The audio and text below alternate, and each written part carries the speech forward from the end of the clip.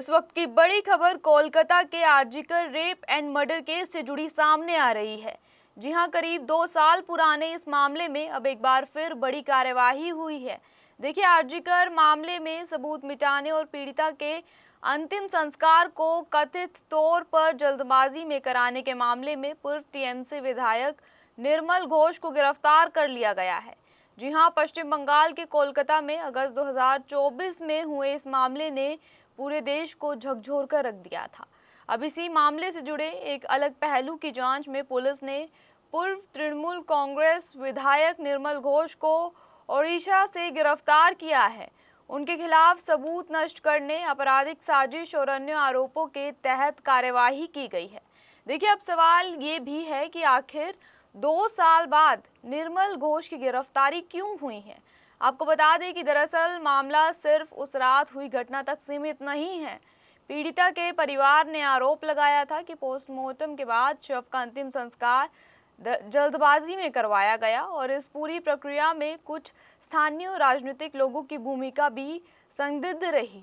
वहीं परिवार की ओर से पूर्व विधायक निर्मल घोष, पानीहाटी नगरपालिका के चेयरमैन सोमनाथ डे और परिवार के पड़ोसी संजीव मुखर्जी के नाम भी सामने आए हैं।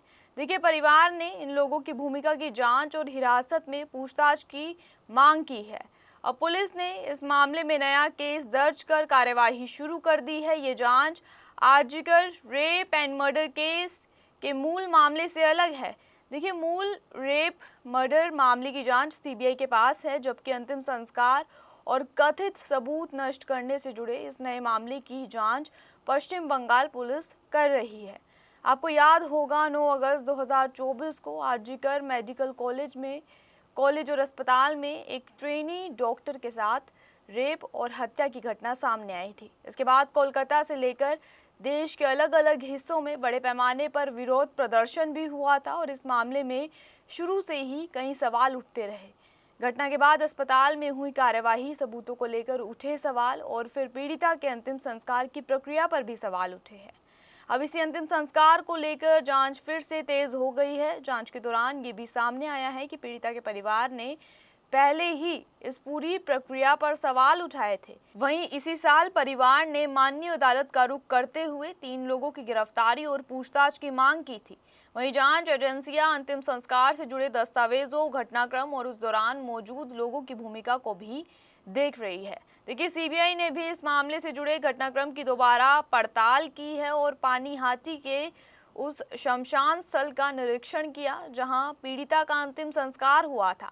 अब निर्मल घोष की गिरफ्तारी के बाद एक बार फिर कई सवाल खड़े हो गए हैं। क्या अंतिम संस्कार की प्रक्रिया में नियमों का पालन हुआ था या नहीं? क्या किसी तरह के सबूत के साथ छेड़छाड़ की गई है? और सबसे बड़ा सवाल, क्या इस मामले में अभी और लोगों पर कार्यवाही होना बाकी है या नहीं? देखिए, फिलहाल RG Kar rape and murder case के मामले में लगातार कई खुलासे हो रहे हैं। वहीं इस खबर पर अब कोई भी अपडेट आती है तो हम आपके साथ जरूर साझा करेंगे। कोई भी कार्यक्रम हो, हम सोने के गहने नहीं खरीदेंगे। गोल्ड नहीं, ठीक है तो जेनेसिस हाइट देख लो। मैं मजाक नहीं कर रही, क्योंकि बात जब लॉन्ग टर्म एसेट्स की करें तो property investment still stand strong. और जेनेसिस हाइट्स की बात करें तो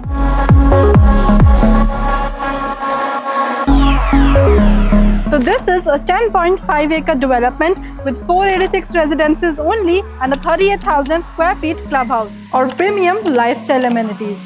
अब गोल्ड लेना है या नहीं, वो आपकी चॉइस है। तो अगर प्रॉपर्टी देख रहे हो तो जेनेसिस हाइट्स को देखना बनता है। इसके साथ हमारा चैनल वादा करता है कि निष्पक्षता के साथ पत्रकारिता करेगा। हमारे चैनल का कोई भी पत्रकार ना ही आपसे कोई तोहफा लेगा, इश्तिहार लेगा और ना ही आपको ब्लैकमेल करेगा। वहीं हमारे चैनल का मकसद है लोकतंत्र के चौथे स्तंभ को मजबूत करना। तब तक के लिए जुड़े रहिए हमारे साथ, देखते रहिए day to day news Bharat और हमारे चैनल को लाइक, शेयर और सब्सक्राइब करना ना भूलें।